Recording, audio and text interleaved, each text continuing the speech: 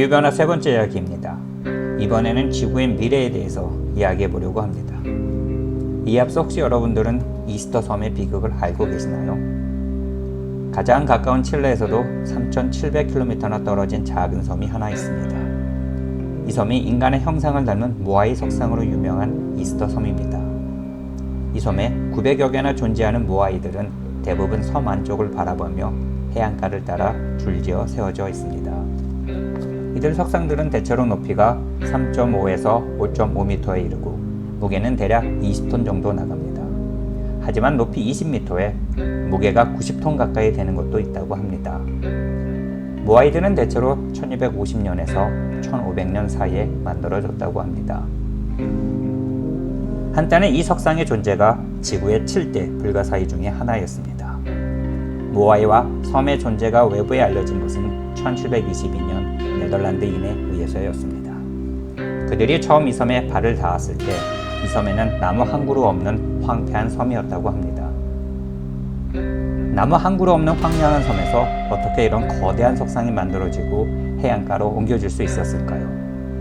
오랜 시간 사람들은 외계인들 또는 고대 문명인들이 이들 모아이를 만들었을 것이라 생각했습니다. 최근 과학이 발달하면서 그 비밀이 밝혀졌습니다. 과학적 조사에 의하면 이스터 섬에는 원래 수목이 무성했고 인구도 1만 5천 명에서 3만 명 가까이 살았었다고 합니다. 섬에 풍부했던 나무를 이용해 원주민들이 모아이를 옮기고 세웠던 것입니다. 그럼 그 많던 나무들은 대체 다 어디로 사라진 것일까요? 이유는 무분별한 나무에 벌채에 있었습니다. 섬에 살았던 원주민들이 배를 만들고 경작지를 일구기 위해서 나무를 많이 베었을 겁니다.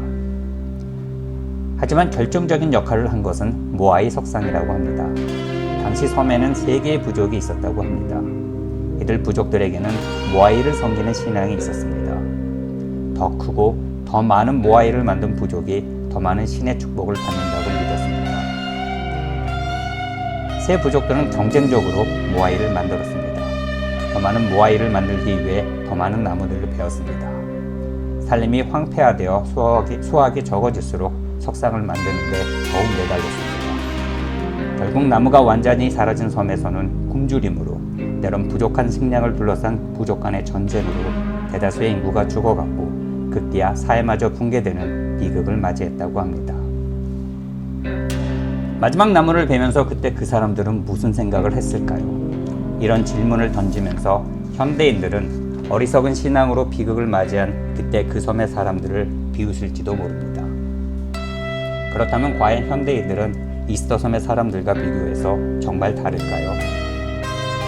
기후과학자들은 이미 수십 년 전부터 지구온난화에 의한 기후위기를 경고해 왔습니다. 온실가스 배출을 줄이지 않으면 인류는 꼭 극심한 환경재앙에 직면하게 될 것이라고 말합니다.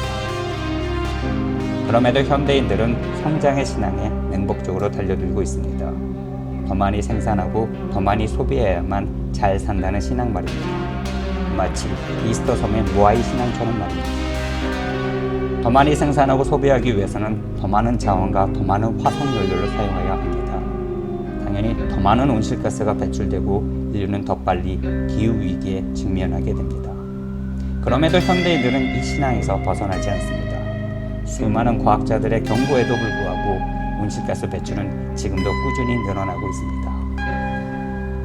기후변화에 관한 정부 간 협의체, 즉 IPCC라는 기관이 있습니다.